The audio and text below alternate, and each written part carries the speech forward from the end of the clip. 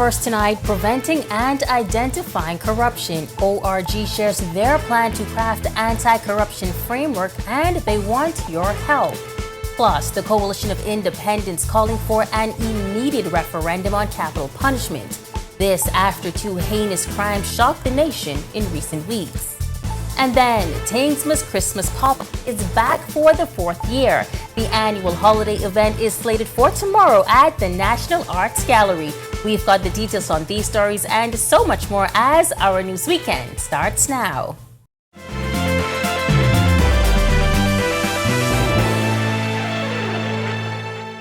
This is our news weekend. Thank you so much for joining us tonight. I'm Megan Shepard. There have been many opinions on what should be done in the wake of the announcement of a bombshell U.S. indictment involving high-ranking Bahamian law enforcement and a politician this week. Some have called for commissions of inquiry, others even calling for resignations.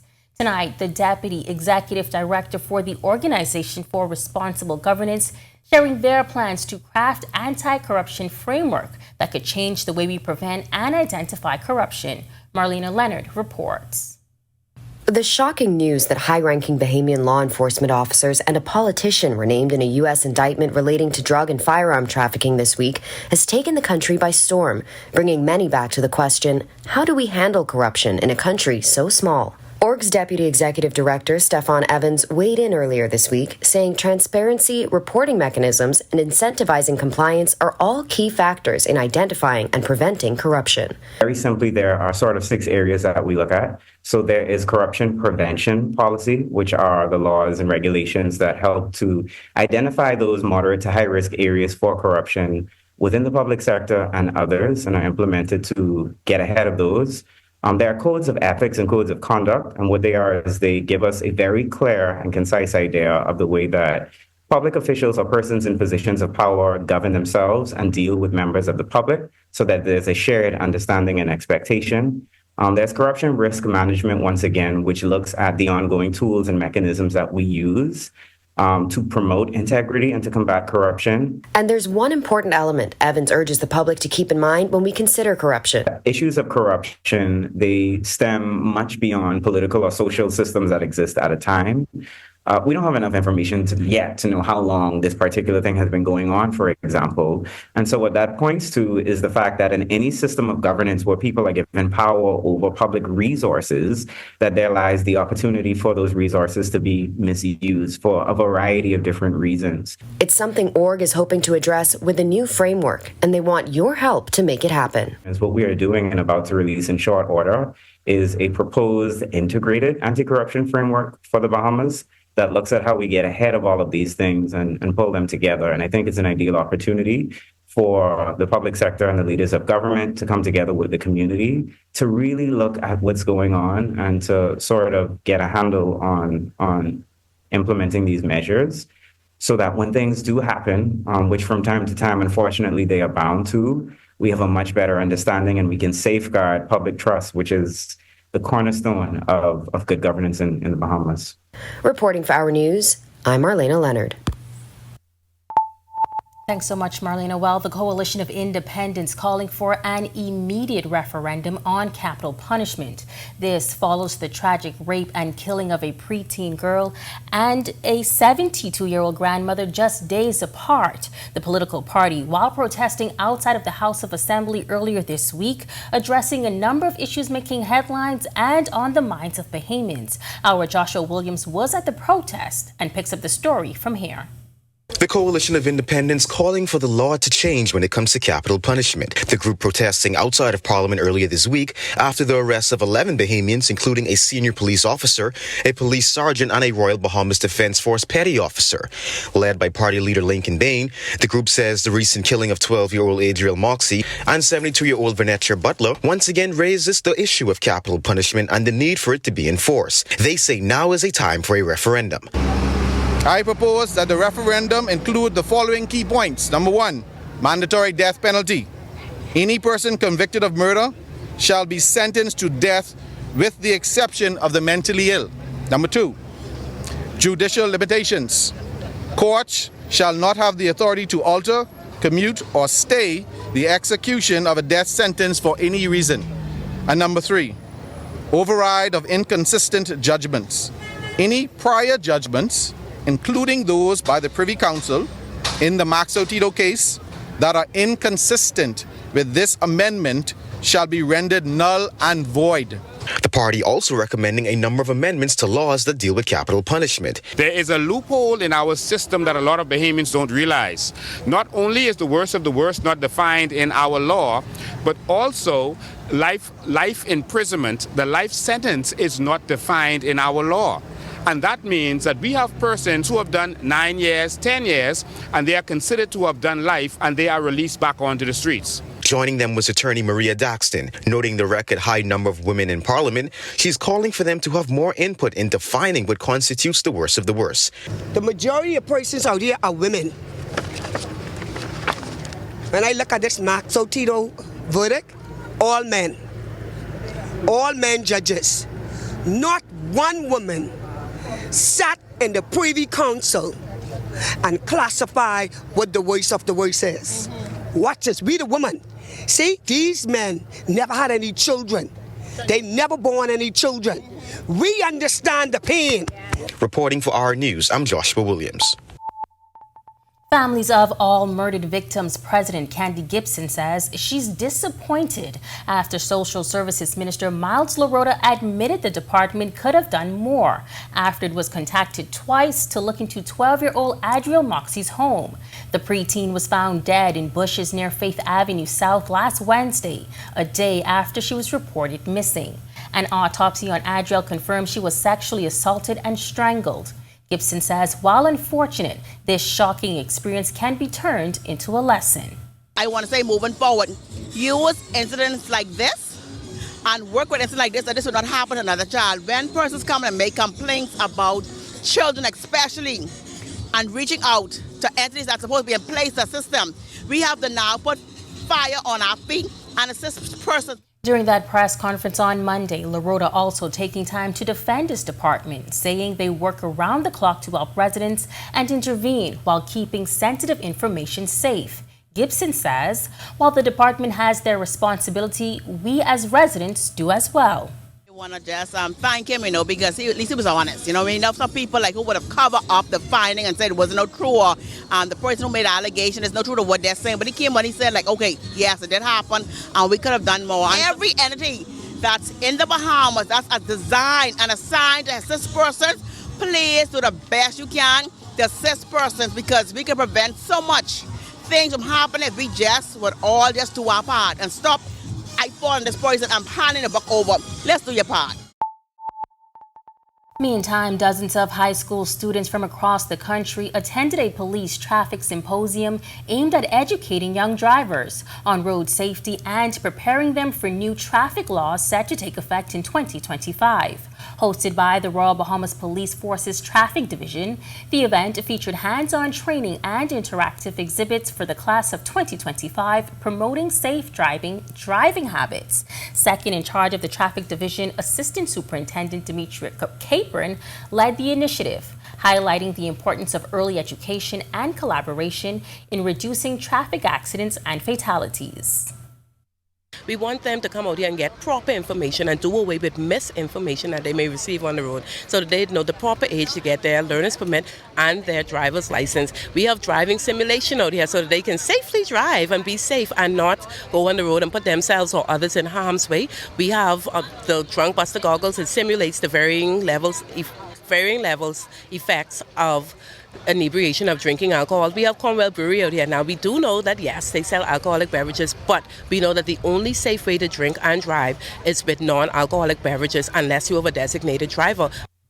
The event was held at the Police Training College, and with over 5,000 traffic accidents and more than 60 traffic-related deaths recorded in 2024, the Police Traffic Division hopes to instill a sense of responsibility in young drivers. The Traffic Division uses technology to solve our accidents. We have the drones out here. We have our laser speed gun. We even have the 360 cameras. We have footage from real-life accidents that occurred that in real time. We have those circulating so that we want all members of the public to understand how we investigate our accidents. taking engineering into the future and bridging the gap. Those were the key focus points at the 2024 installation banquet for the Bahamas Society of Engineers. President and CEO of the Cable Bahamas Group of Companies, Franklin Butler, telling us fiber will be key to bringing connectivity to the modern age in the Bahamas. By investing in fiber infrastructure, we're not only providing internet access, but also paving the way for economic growth, job creation, and social mobility. But it's not just about laying down the cables. It's about forging partnerships. We are collaborating, like I said, with the government, educational institutions, and nonprofits to develop initiatives that make broadband adoption affordable and accessible for all. And it's not just about bridging the digital divide. President of the Bahamas Society of Engineers, Stephen Karan, telling us it's also about engineers taking part in climate mitigation efforts. It's a very interesting topic because the scientists are the guys who are going to discuss the broader range of what's happening with the environment. The engineers are the ones who are going to do something about it. So engineers are doers. So even things like coastal erosion, we've got to work on how we're going to reduce greenhouse gases. I've often said that, while the Bahamas is a small country in the global scheme of things, we are very low-lying. So it's very important to us that we lead the way in terms of electric vehicles, solar, whatever we can do to do our part in terms of what we can do to reduce carbon emissions. When Our News Weekend comes back from the break, celebrating the precious pearls of our community, Urban Renewal Pinedale hosting a special Thanksgiving luncheon this past Thursday. Plus, the Salvation Army needs your support. This as they report an uptick in people in need of assistance. That's coming up when Our News Weekend returns. Are you or a loved one under medical care? Do you need affordable medical supplies? Ports International is the largest home healthcare supplier. Medical supplies at the very best price. And you can even shop online. From hospital beds to wound care, wheelchairs to walkers, Ports is a one-stop shop for your medical supplies, and we accept insurance. We have online shopping and 2 locations to serve you, at the Airport Industrial Park and Shirley Street. We also ship to the Family Islands. Shop online and visit us on Facebook. Call Ports at 377-1771.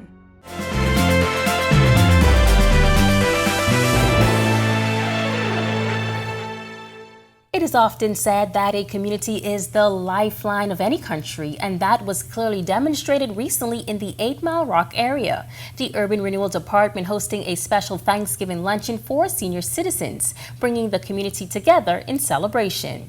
While there are 7 centers across Grand Bahama, the event took place at the Urban Renewal Center in Pinedale. Lloyd Grant, Director of Programs, sharing that initiatives like these help empower seniors, transforming them into active, engaged members of the community.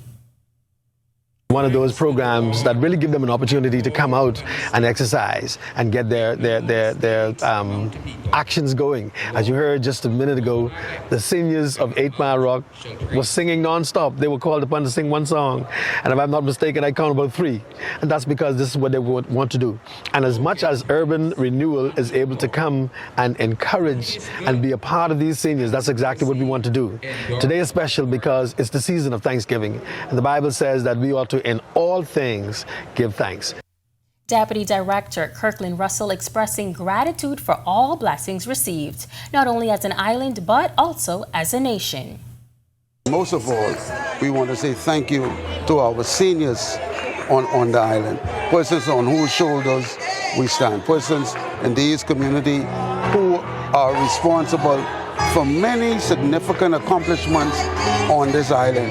And so we thought it fitting to come down to the Obadiah Hercules Wilscombe Complex in 8 Mile Rock and bring the Thanksgiving service down here so the persons from the Pinedale, the Jonestown, West and Holmes Rock could come and be a part of the activities. And so and you know, it is imperative that as a country, as a people, we get serious in the practice, in the habit of giving thanks. Well, since its inception, the Nassau Bahamas Alumni Chapter of Delta Sigma Theta Sorority Incorporated has played an integral role in PACE Bahamas, formerly known as the Teen Unwed Mothers Program. Continuing that legacy last week, members donated business attire and baby clothing to young women and their little ones. Now, this is the third time the sorority hosted a clothing drive with PACE as the recipients. But this year's efforts had an overwhelming response from the public. Over 10 bins were donated to PACE Bahamas' students. Accepting the donation was PACE Administrator Patrice Miller. Organizations like yourselves that make it happen here at PACE. We are eternally grateful and we are happy for your consideration in our students and making their lives better because of this donation. Over the years, the sorority has partnered with the Sandals Foundation to raise money for PACE, including toward the construction and renovation of their headquarters. The sorority has hosted resume and mock job interview workshops for the young women as well. Chapter President Crystal Comer says one of the main goals of the sorority is to empower women and girls. We know that motherhood is a challenge at any age. Oh, yeah. And so definitely we know teen mothers, they're navigating their educational journey. Some of them still in school, some of them just graduated school. And so we thought, how can we help and support, provide resources to these teen mothers? And we thought business attire was fitting. Some of them don't have the financial means to be able to get business attire. And so we know that they need to provide, for themselves and their little ones. And so business attire so that they can show up, they can feel confident, and they can feel empowered to be able to secure a future for themselves. Well, meantime, the Salvation Army telling us they have seen an uptick of people in need here in the Bahamas as they do their part to assist those in need. Divisional Commander Rudolph Mio says following the COVID-19 pandemic, a number of challenges remain, adding that many Bahamians have still not returned to work. Sometimes we have people passing through even while we're serving every day and they stop at the window and get their lunch. You will see people driving and stop by and then coming from work. Yes, the salary cannot pay the rent and maintain other means. They come for a bag of grocery in the Salvation Army. Yes, we serve that as well. Now, the COVID-19 pandemic brought the world to its knees, with many losing their jobs and struggling to make ends meet. Since then, the economy has reopened and bounced back. However, Mio tells us they have assisted many with not just cooked meals, but with housing and grocery items. His comments came as they partnered with Bahamas Striping Group of companies to feed hundreds. As much as we can with the help of the public, we continue to help people. But this today, in this Thanksgiving, is one of the most important one because it's our first time, as I mentioned earlier, partnering with Bahamas Striping Group of Company to do that Thanksgiving dinner, and we hope that people will really appreciate it and continue to enjoy that meal, and we come again next year even better and stronger. Well, still to come on Our News Weekend, to get a jump start on your holiday shopping at the 4th annual Tingsmas Market. We'll tell you when, but first. Battle for Atlantis just wrapped up. We'll meet our new champs next on Our Sports Weekend. Are you or a loved one under medical care? Do you need affordable medical supplies? Ports International is the largest home healthcare supplier. Medical supplies at the very best price. And you can even shop online. From hospital beds to wound care, wheelchairs to walkers, Ports is a one-stop shop for your medical supplies, and we accept insurance. We have online shopping and 2 locations to serve you, at the Airport Industrial Park and Shirley Street. We also ship to the Family Islands. Shop online and visit us on Facebook. Call Ports at 377-1771.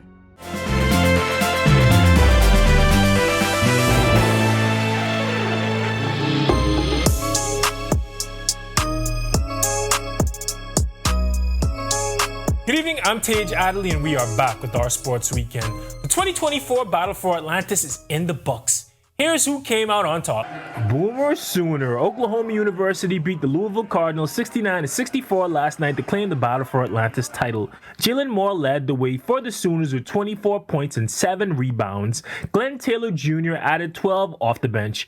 Chucky Hepburn and Javon Hadley had 12 points apiece for the Cards, and Hadley added 13 rebounds. The win is a good omen for Oklahoma. Teams that win the tournament tend to have winning seasons, and 2 teams, Villanova in 2017 and Virginia the year after, have gone on to win the NCAA tournament. This is the first B4A championship for Oklahoma and for head coach Porter Moser. Congratulations to our new champs. The sports world is busy this time of the year. Here's what else Bahamian athletes got up to. Prince John and Boise State hit the blue turf to blow out Oregon State 34-18 to preserve their playoff slot. He had a catch for 8 yards. Boise State running back Ashton Ginty made his closing argument for the Heisman Trophy. He ran for 226 yards and a touchdown, setting a school and conference record for all-purpose yards in a season. Over in the association, DeAndre Ayton came up big, scoring 26 points and grabbing 9 rebounds to help his Portland Trail Blazers get a 115-106 win over the Sacramento Kings. And down in college, Dayton Aubrey scored 4 off the bench to help his Utah State Aggies stay undefeated with a 75-61 win over the University of North Texas. Coach Yo and the Rebels played earlier today, and in men's college basketball, AJ Storr and the #1 ranked Kansas Jayhawks will go later on. We'll talk about all that tomorrow. That's a wrap for sports this evening. For our Sports Weekend, I'm Tej Adderley. Thanks so much, Tej. On the other side of this break, meteorologist Ian McKenzie joins us in the Weather Center with a check on temperatures. Stick with us. Are you or a loved one under medical care? Do you need affordable medical supplies? Ports International is the largest home healthcare supplier. Medical supplies at the very best price. And you can even shop online. From hospital beds to wound care, wheelchairs to walkers, Ports is a one-stop shop for your medical supplies, and we accept insurance. We have online shopping and 2 locations to serve you, at the Airport Industrial Park and Shirley Street. We also ship to the Family Islands. Shop online and visit us on Facebook. Call Ports at 377-1771.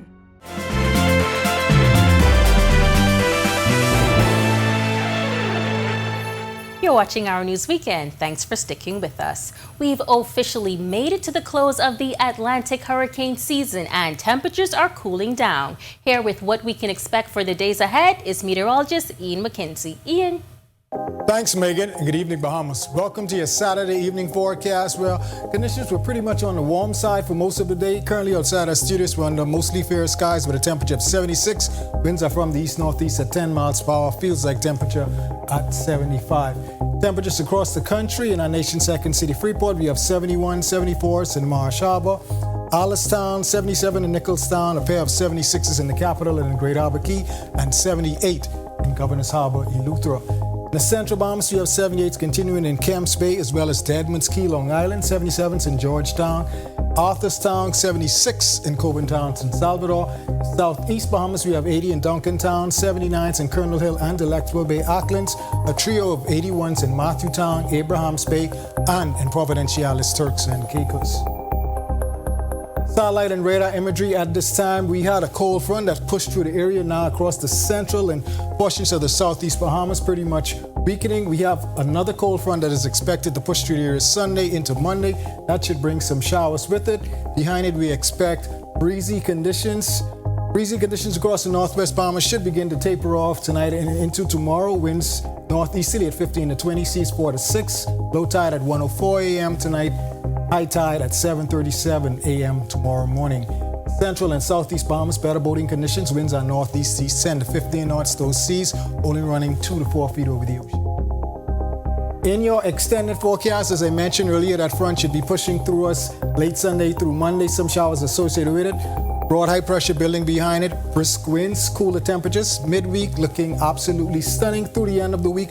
Those highs only getting into the mid 70s, which are lows to the mid to low 60s. That's a wrap in evening forecast. Make it a great, safe, fun night, everyone.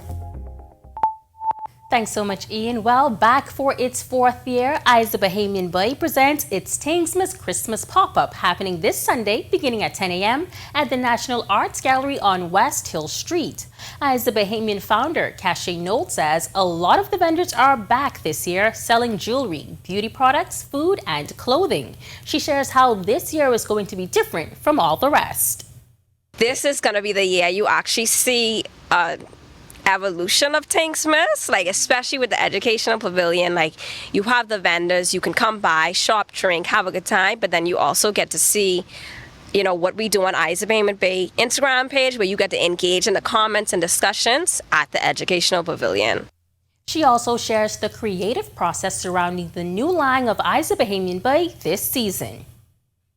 every year, I think it's just like me just listening to my spirit and just letting that be the guiding light. So what I observed in myself this year, I ended up being engaged with food quite a bit. I did the conch salad series where I went around Nassau trying to find out who has the best conch salad in Nassau. So that was like very popular online. People loved just seeing me go to different places, eat conch salad. And then, so that was sort of the thing that sparked it. Well, definitely a Christmas pop-up you don't want to miss. Well, thank you so much for joining us for Our News Weekend. On behalf of the entire team, I'm Megan Shepherd. Have a safe and wonderful evening.